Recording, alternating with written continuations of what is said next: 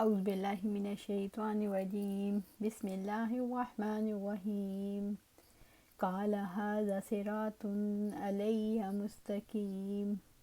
اللہ تعالیٰ نے فرمایا یہ راستہ ہے جو مجھ تک سیدھا ہے۔ سورۃ الحجر آیا 41۔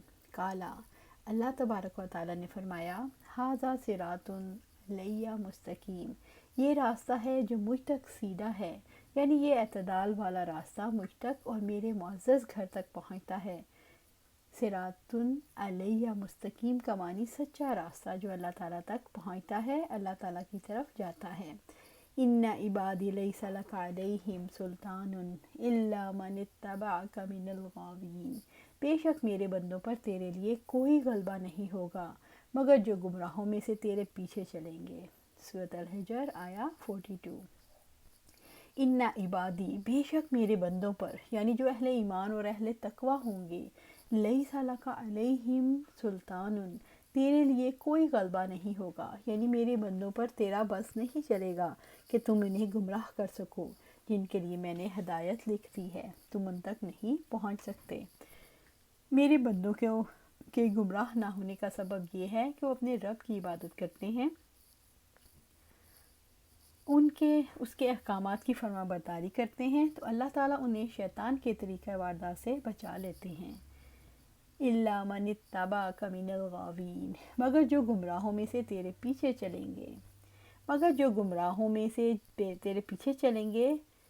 الضال بھی گمراہ کو کہتے ہیں، مگر اس گمراہ کو جو حق کو جانے بغیر اس کو چھوڑ دے۔ الغاوی اسی گمراہ کو کہتے ہیں جو حق کو پہچان کر اسے چھوڑ دے، جو جان بوجھ کر میری اطاعت کی بجائے تمہاری اور کافروں پر اطاعت پر راضی ہو گیا، یعنی تمہاری دعوت اور وسوسے سے ان پر اثر انداز ہوں گے جنہوں نے شرک کیا۔ رب العزت نے فرمایا اور ابلیس کا ان پر کوئی اقتدار نہ تھا مگر یہ اس لیے ہوا تاکہ ہم یہ معلوم کر لیں کہ کون ان میں سے آخرت پر ایمان رکھتا ہے اور کون ہے جو اس کی طرف سے شک میں مبتلا ہے۔ سورۃ سبا آیا 21۔ رب العزت نے فرمایا یقیناً ان لوگوں پر اس کا کچھ غلبہ نہیں جو ایمان لائے، جو اپنے رب پر بھروسہ کرتے ہیں، یقیناً اس کا زور تو صرف ان ہی لوگوں پر چلتا ہے جو اسے اپنا سرپرست بناتے ہیں اور اللہ تعالیٰ کے ساتھ شرک کرنے والے ہیں۔ سورۃ نحل آیا 99 اور 100۔ شیطان کی پیروی سے کیسے بچیں؟ عبداللہ بن عمر رضی اللہ تعالیٰ عنہ فرماتے ہیں عمر بن خطاب رضی اللہ تعالیٰ عنہ نے جابیہ مقام پر ایک خطبہ دیا اور یوں فرمایا، رسول اللہ صلی اللہ علیہ وآلہ وسلم ہمارے درمیان اس طرح کھڑے ہوئے جس طرح میں کھڑا ہوں، اور فرمایا تم میں سے جو وسط جنت کا ارادہ رکھتا ہے اسے جماعت کو لازم پکڑنا چاہیے، کیونکہ شیطان ایک آدمی کے ساتھ ہوتا ہے اور وہ دو آدمیوں سے دور رہتا ہے۔ ابن مسعود رضی اللہ تعالیٰ عنہ نے فرماتے ہوئے سنا کہ آپ صلی اللہ علیہ وسلم نے اپنے دست مبارک سے ایک خط کھینچا، پھر اسی طرح گویا ہوئے یہ اللہ تعالیٰ کا سیدھا راستہ ہے، پھر آپ نے اس کے دائیں اور بائیں خط کھینچا اور پھر فرمایا ان راستوں میں سے کوئی بھی راستہ ایسا نہیں ہے مگر اس پر شیطان موجود ہے جو اپنی دعوت دے رہا ہے۔ اس کے بعد آپ نے یہ تلاوت فرمائی وَإِنَّ هَذَا صِرَاطِي مُسْتَقِيمًا فَاتَّبِعُوهُ وَلَا تَتَّبِعُوا السُّبُلَ فَتَفَرَّقَ بِكُمْ عَنْ سَبِيلِهِ، اور یقیناً یہی میرا سیدھا راستہ ہے، اسی کی پیروی کرو اور دوسرے راستوں کی پیروی نہ کرو۔ سورۃ الانعام آیا 153۔ انس بن مالک رضی اللہ تعالیٰ عنہ نے خبر دی کہ انہوں نے عمر رضی اللہ تعالیٰ عنہ سے وہ خطبہ سنا جو انہوں نے وفات نبوی صلی اللہ علیہ وسلم کے دوسرے دن پڑھا، جس دن مسلمانوں نے ابو بکر رضی اللہ تعالیٰ عنہ سے بیعت کی۔ عمر رضی اللہ تعالیٰ عنہ نے رسول اللہ کے ممبر پر چڑھے اور ابو بکر رضی اللہ تعالیٰ عنہ سے پہلے خطبہ پڑھا، پھر کہا اما بعد، اللہ تعالیٰ نے اپنے رسول کے لیے وہ چیز آخرت پسند کی جو اس کے پاس تھی، اس کی بجائے جو تمہارے پاس تھی، یعنی دنیا۔ یہ کتاب اللہ موجود ہے جس کے ذریعے اللہ تعالیٰ نے تمہیں رسول کو دین و سیدھا راستہ بتایا، بس اسے تم تھامے رہو تو ہدایت یاب رہو گے، یعنی اس راستے پر رہو گے جو اللہ تعالیٰ نے اپنے پیغمبر صلی اللہ علیہ وآلہ وسلم کو بتلایا تھا۔ عبداللہ بن مسعود رضی اللہ تعالیٰ عنہ نے کہا سب سے اچھی بات کتاب اللہ ہے اور سب سے اچھا طریقہ محمد صلی اللہ علیہ وآلہ وسلم کا طریقہ ہے، اور سب سے بری نئی بات بدعت پیدا کرنا دین میں، اور بلا شبہ جس کا تم سے وعدہ کیا جاتا ہے وہ آ کر رہے گی، اور تم پر اور تم اپنے پروردگار سے بچ کر کہیں نہیں جا سکتے۔ وَإِنَّ جَهَنَّمَ لَمَوْعِدُهُمْ أَجْمَعِينَ، اور بے شک جہنم یقیناً ان سب کے وعدے کی جگہ ہے۔ سورۃ الحجر آیا 43، یعنی شیاطین کے تمام پجاریوں کے لیے ابلیس اور اس کے لشکروں کا ٹھکانہ جہنم ہے۔ رب العزت نے فرمایا، کیا پھر وہ شخص جو اپنے رب کی طرف سے ایک روشن دلیل پر ہے، اور اس کے بعد اللہ تعالیٰ کی طرف سے اس کے لیے ایک گواہ بھی آ گیا، اور اس سے پہلے موسیٰ علیہ السلام کی کتاب رہنما اور رحمت تھی، ایسے ہی لوگ اس پر ایمان لاتے ہیں، اور گروہوں میں سے جو اس سے کفر کرے گا تو اس کے وعدے کی جگہ آگ ہے، پھر تم اس کے بارے میں کسی شک میں نہ ہو، یقیناً یہ حق ہے تمہارے رب کی طرف سے، مگر اکثر لوگ ایمان نہیں لاتے۔ سورۃ ہود آیا 17، جو جماعت قرآن کو نہ مانے اس کے وعدے کی جگہ آگ ہے۔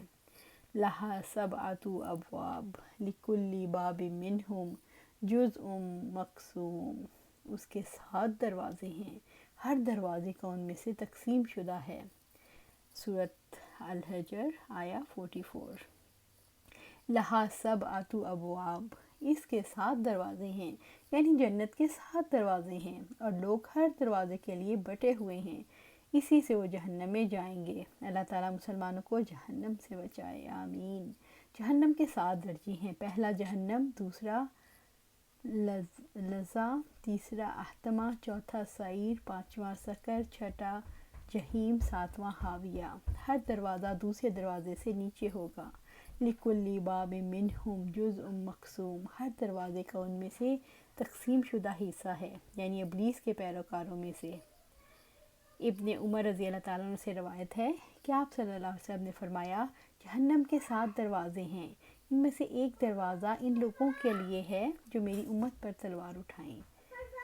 جزء مقسوم، تقسیم شدہ حصہ ہے، یعنی ان کے اعمال کے مطابق۔ رب العزت کا ارشاد ہے، پھر وہ اوندھے منہ اس میں ڈال دیے جائیں گے، وہ اور بہکے ہوئے لوگ اور ابلیس کا لشکر سب کے سب۔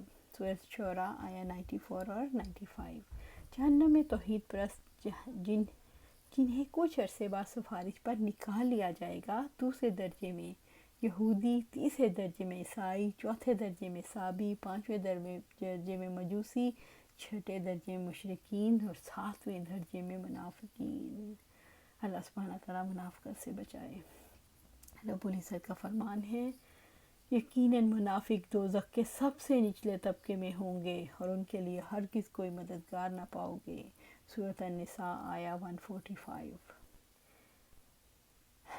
ابن عباس رضی اللہ تعالیٰ عنہ بن عبد المطلب سے روایت ہے کہ انہوں نے عرض کیا، یا رسول اللہ صلی اللہ علیہ وسلم، ابو طالب آپ کی حفاظت کرتے تھے، اور آپ صلی اللہ علیہ وسلم کے لیے دوسرے لوگوں سے ناراض ہوتے تھے، کیا یہ چیز ان کے کسی کام آئے گی؟ تو آپ صلی اللہ علیہ وسلم نے فرمایا، ہاں، اب وہ جہنم کے اوپر کے درجے میں ہیں، اگر میں ان کے لیے سفارش نہ کرتا تو جہنم کے سب سے نچلے درجے میں ہوتے۔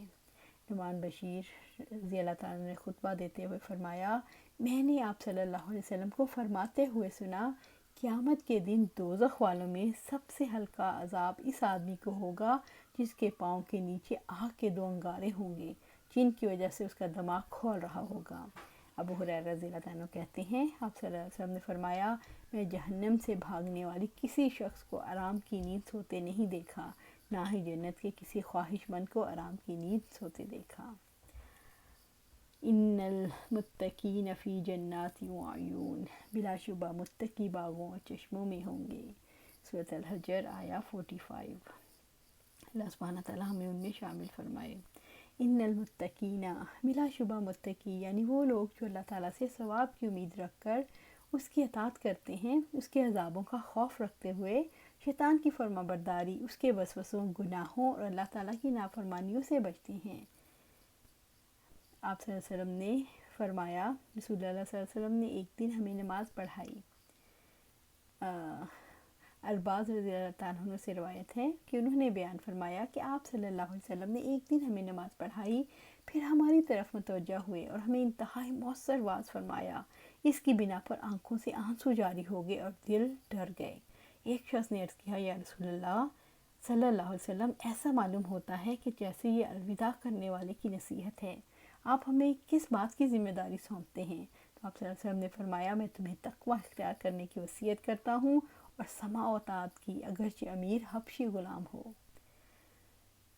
یہاں تابعین، صحابہ اور تابعین کے نزدیک یہاں متقین سے مراد شرک کے بالا سے بچنے والے ہیں، اور ایک قول کے مطابق وہ لوگ جو تمام گناہوں سے بچتے ہیں۔ اللہ سبحانہ تعالیٰ ہمیں بھی ان میں شامل فرمائے۔ اللہ سبحانہ تعالیٰ فرماتے ہیں، اے اللہ، یعنی کہ آپ صلی اللہ علیہ وسلم، حضور پاک صلی اللہ علیہ وسلم نے ارشاد کہ صحابی کہتے ہیں کہ ہم آپ کی خدمت میں حاضر ہوئے اور عرض کیا، رسول اللہ مجھے وصیت فرمائیے۔ تو آپ صلی اللہ علیہ وسلم فرمایا، اللہ کا تقوی اختیار کرو، جب تم کسی مجلس میں ہو اور اسے اٹھ کر باہر چلے جاؤ، پھر انہیں وہ بات کہتے ہوئے سنو جو تمہیں ناپسند ہو، اس مجلس سے اعراض کر لو۔ تقوی کی دعا، اللہم انی اسألک الہدی والتقی والعفاف والغنی۔ اے اللہ، بلا شبہ میں آپ سے ہدایت، تقوی، پاک دامنی اور تونگری کا سوال کرتی ہوں۔ تلک الجنۃ التی نورث من عبادنا من کان تقیا، یہ وہ جنت ہے جس کا وارث اپنے بندوں میں سے اسے ہم بنائیں گے جو اللہ تعالیٰ سے ڈرنے والا ہو۔ مریم، سورۃ مریم آیہ 63۔ اور اپنے رب کی مغفرت اور جنت کی طرف دوڑو جس کی وسعت آسمانوں اور زمین جتنی ہے، جو اللہ تعالیٰ سے ڈرنے والوں کے لیے تیار کی گئی ہے۔ سورۃ آل عمران آیہ 33۔ ابو ہریرہ رضی اللہ تعالیٰ عنہ سے روایت ہے کہ آپ صلی اللہ علیہ وسلم سے کسی نے پوچھا، کون سی چیز لوگوں کو جنت میں بہت داخل کرتی ہے؟ فرمایا، اللہ عز و جل سے ڈرنا، اور حسن خلق، اور اس چیز کے بارے میں پوچھا جو بہت زیادہ دوزخ میں داخل کرتی ہے، فرمایا منہ اور شرمگاہ۔ اللہ سبحانہ تعالیٰ ہمیں جنت الفردوس میں اعلیٰ مقام عطا فرمائے۔ ادخلوها بسلام آمنین، سلامتی اور امن کے ساتھ ان میں داخل ہو جاؤ۔